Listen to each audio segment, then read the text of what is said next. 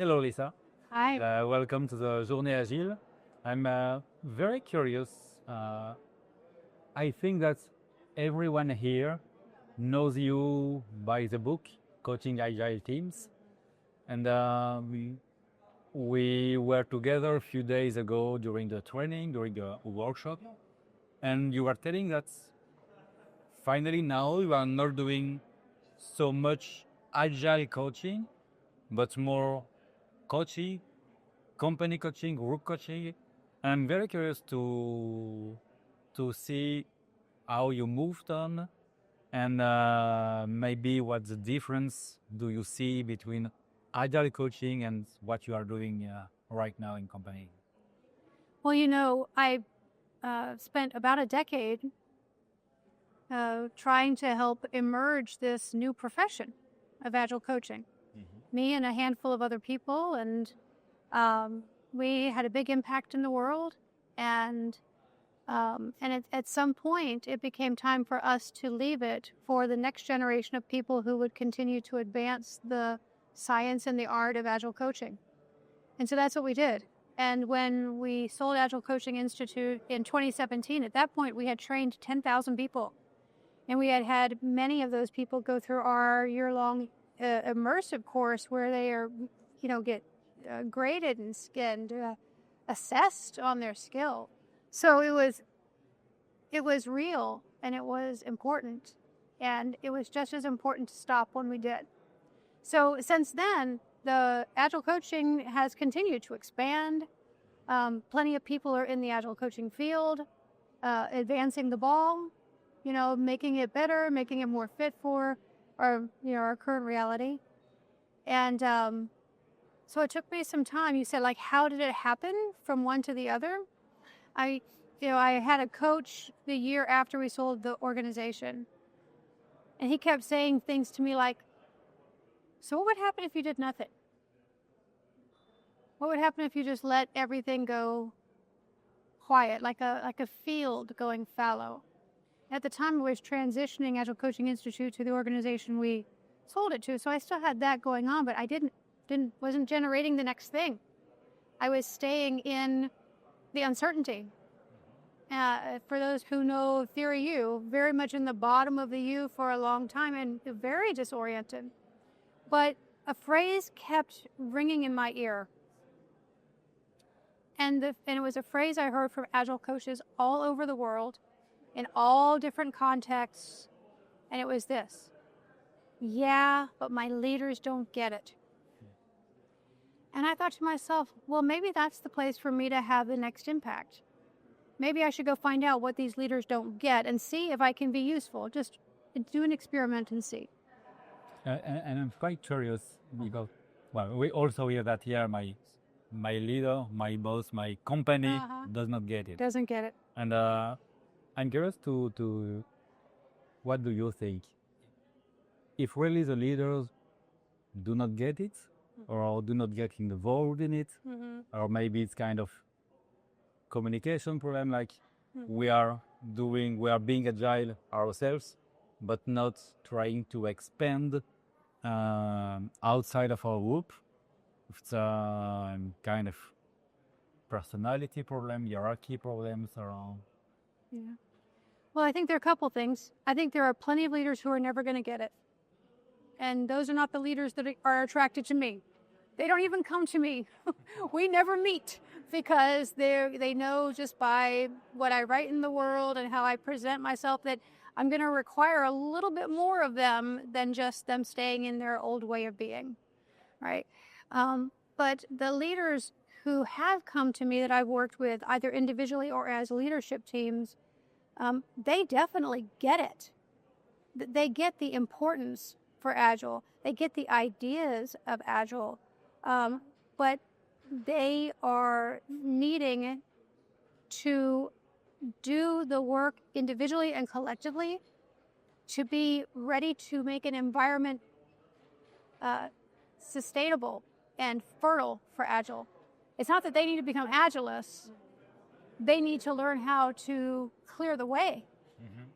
So we ended up talking about everything but Agile. We ended up talking about, how hard this merger is that they're in the middle of, and I would bring personal agility to them. They would start using it in their personal life, and they would start using it as a group. But it wasn't about Agile. It was just about helping them deal with the stress. And then, of course, what I found out exists on teams also exists in leadership teams, just at a much bigger impact. Namely, people are not very good at communication, conflict, change, collaboration, and decision making. Groups are just not very good at those things. And so like all of my coaching skills, all my facilitation skills were still useful. But it wasn't in the context of Agile.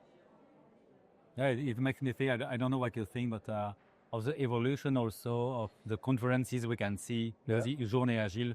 Yeah. When we started in 2010, it was very, very technical. We were meeting developers, and we expanded. We have started to meet teams, analysts, and now with the years we are going more and more to personal development also. Yeah. Trying to go to just to lead, to accompany people. But by listening Lyssa and the workshop and so on, and what you have said now, I've got the feeling there were 3 steps. So first steps at JourneeAgile, I was not there yet, but I can see the topics which were there. It was more about doing Agile, the frameworks, the methods. Sure. And then the next steps, it's not enough. So you need to do Agile and to be Agile. Mm-hmm. And now what Lyssa is saying, if I have to rephrase it with continuing using this word, is continue being Agile, but you stop doing Agile and replace it by something else. Or another topic, but the mindset remains, but how we get it, no, we will not do it just by using Scrum or another one, but the mindset which is supposed to lead Scrum can remain or just adapt it, but not replaced by something else. And that's the 3 steps I would see in the content of the sessions. Yeah, and in your 3rd step, I think that's where doing and being Agile meets adult development. Because what was going on with these leaders I was working with, the reason they weren't getting it is because they were thinking, this is just another tool. I've implemented 10 different methods like this in my career. This is the same thing. Not understanding that Agile and indeed the complex world we're in is pushing us toward a greater level of inner development. Yep. To be able to have the outer impact we want. And so that's why I started working on that. And we didn't have time to work on the more like superficial things because the inner development work was so present. And for the leaders who are willing to go there, and there are many of them, they can make shifts inside that all of a sudden make it possible for all of these progressive ways of working to just start working. And they're like, but I didn't do anything. So, but you did a lot. It's just not in the way you're used to achieving. I really love what you say because in the past months, we have heard a lot that Agile is dead, and I think that what we can really hear that people just want another tool. Now, it was a tool. They have expanded to say, okay, now we need to be coached, we need to expand and deepen our tools and the way we see the world, and to be agile, like we were saying. But now they don't want it anymore. And now they want again, okay, we just want a tool and we just want to deliver and deliver. So I like a cycle. And I also think this is bringing in the world context now. Because there's a very trite phrase, but I think it captures it. When under stress, we regress. Yeah. Right?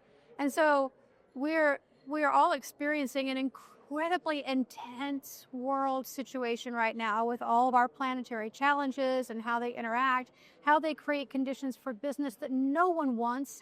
no one wants to deal with the changes that are coming now. We just wish they wouldn't happen, but we don't have the choice. The outer world is pushing a lot of tension into businesses. And so I forgot where we were. You had just said something a moment ago that made me go in this way. Where, because they just want a tool. Yeah, of course they do, because they've regressed. You know? Because at a certain level of adult development, everything is very surface level. It's transactional. It's about a tool. It's about achievement. It's about a certification. It's about, look at me, I'm advancing myself. And at some point, that becomes very empty for us as human beings. We can have all of this achievement, and then we can realize my life is sort of empty. So we want the human bond again. But we don't want it in the way before, where it was a power over parent-child relationship. We want it in a new adult-to-adult, eye-to-eye relationship. And so that's part of the wave that Agile surfs, is that level of adult development. So when people are at that level of adult development, they see that Agile's not just a tool. They see that it's bringing in a whole new way of working, right? And then there's stress. So then what do? We might regress. So if I'm very patient and I look at a very big time frame, I'm like, relax. It's going to come back. It's going to come back. Agile's... I don't know if you've ever seen the movie Princess Bride, where they say he's mostly dead. I think maybe Agile's just mostly dead. It's going to come back. And maybe also it's so like, I think people do not like complexity. Oh, hell no. And once they face complex situations, human relations are by essence very complex. Going back, well, you say regressing, but going back to something very simple, we want to deliver and no more. We do not want to question ourselves again between complexity of creations. And I think it's a reasonable strategy, because once you have been so exhausted by so many years of looking under every carpet, finding every piece of dirt and cleaning it, you're like, okay, enough. Just let me rest for a little bit. So maybe that's a little bit of what's happening now too,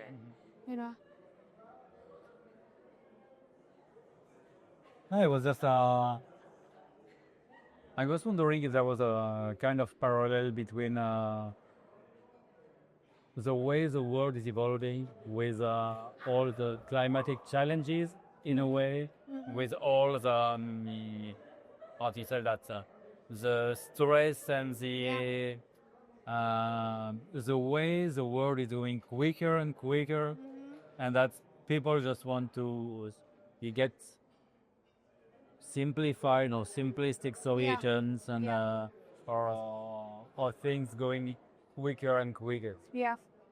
Well, when things have gone quicker and quicker or more and more out of our control in past generations, what past generations did, and it was a good survival strategy, they just locked it away in some little room. They didn't feel anything, they didn't process it, the trauma just got stuck in. Well, now we know a lot more about how our brains work, we know a lot more about our biology, we know a lot more about the connection between our breath, body, and mind, and our energy body. And so now we have the skills and the tools to process that kind of trauma when it happens. And so I think we're in a different place. I think, yes, when we have these external conditions creating so much complexity and we just want to get away from it, and it stresses us out, and it actually in many ways creates workplace trauma, guess what? We now have people who are trauma-informed coaches. We now have trauma healing coming into the workplace. I think it could unleash a whole new level of authenticity and creativity and peace.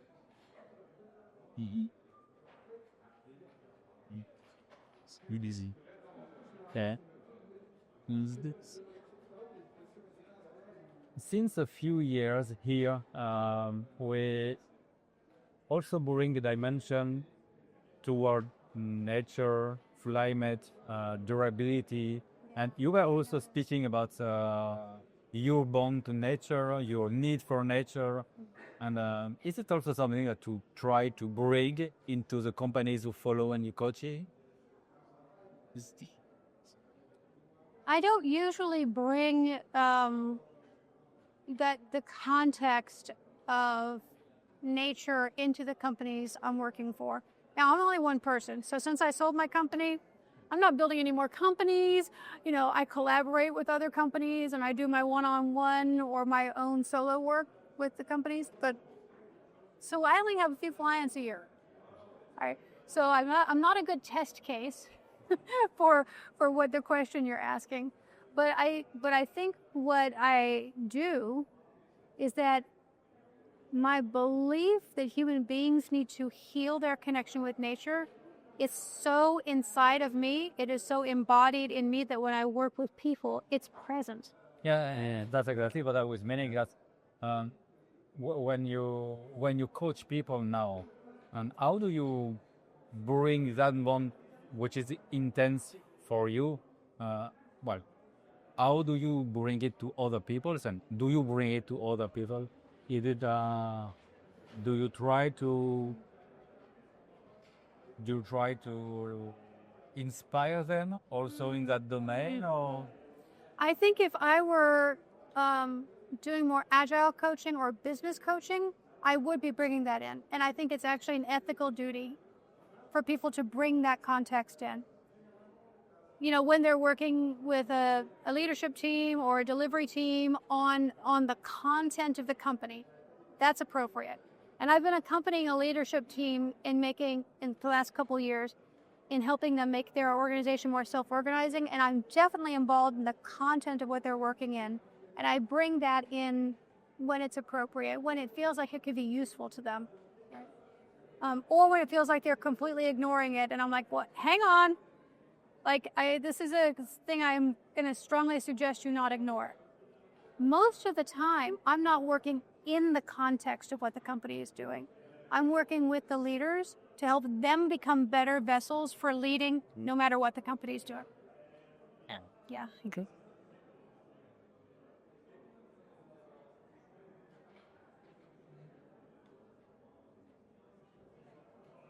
You also like speaking about emotions.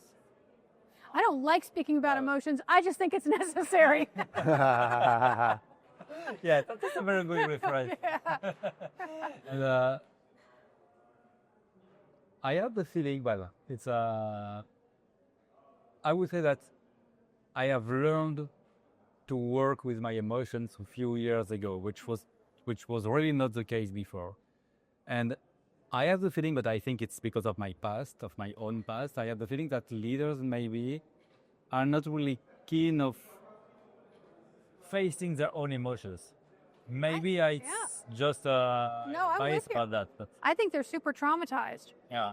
Most of the leaders I work with are super traumatized by their own social conditioning and by the behavioral requirements that they think they have to live into because of the way the capitalist market works. So and they're exhausted, they're angry, they are overwhelmed, and they're not paying attention to any of it. They're using the old method, stuffing it into a box somewhere back here. But that box never stays closed. That's the problem. Yeah. Yeah. And so you arrive and you try to open the box. I don't try, it happens that fast. And how do they react? Well, I don't do anything. I think that people know from working with me, they can feel my range. They can feel that I have a big enough range to hold the difficult that's going to happen. And so they're often surprised when all of a sudden they're talking about emotions and they're like, oh, I never talk about this with anyone. And I'm like, okay. And I'm thinking, I'm not surprised. This happens to me all the time. You know? I had a strange metaphor coming by hearing you. It's a bit like with Schrodinger's cat. You have to open the box to see if it's alive or not. Except that when you put your emotions back, it's the Schrödinger emotions. Uh-huh. You need to open the box to know if the emotion is there or not, and you prefer not to know, so you keep it closed. Yeah. But yeah.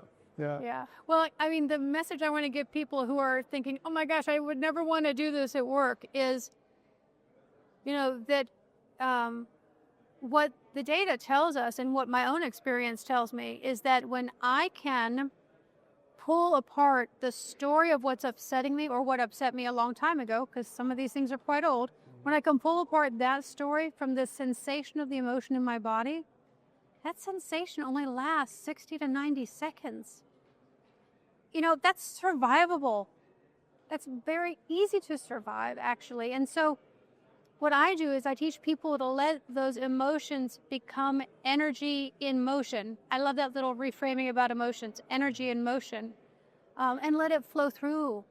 Let it release out of the mind, out of the energy, out of the physical body that we're in, let it release. And then ask the really important question, which was, okay, now that you're not gripped by it anymore, what's the intelligence that's trying to give you? What's the piece of wisdom or the piece of information you would have never had before processing the emotion? And then they're like, oh, this isn't that hard. I can do this. And before I know it, after us doing it a few times, they're doing it on their own, and they're doing it on a daily basis, and the trauma is not building up and getting stored. These things are actually really easy. We just sort of think that they're going to be hard, and so we don't do them. Let me think I should observe my own cats a little bit more during the next weeks after this meeting, Lyssa. Me too.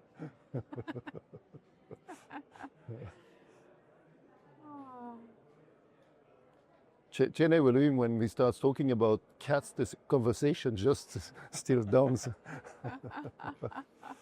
But anyway, it was nice to have you with us today, and also, if we look at the two keynotes we had, it was nice to observe, especially after the training we had on Wednesday, people coming, oh, I like Mehdi a lot, and scientific and the measures and so on about how we can improve. And then some other people came by saying, oh, I like the emotions it goes to me in the morning. And then some of them are coming, oh, it was, both were nice. And I said, yeah, that's probably what we have been able to achieve today. It's being both at the same time, and people react on both, not only using only a part of your body, but not just your brain, but also, it's important, but also the rest of your body. So that's a nice, that's what I will go back with at home. Someone tell me once, we have to make 100 doors because we don't know which one someone's going to come through. So those are just all doors. Whatever door people come through, welcome. Hallelujah. Come on in. Okay. Are we going to close this door? The one from this conversation? Okay. That's nice. Thank you, Lyssa, for this conversation and for being with us for doing this JourneeAgile. Thank you very much. I have been very pleased to be here and to experience the warmth and the intelligence and the practicality of this group. Yeah. Okay. Thank you very much. See you next time. Yeah. Next. Bye-bye. Thanks.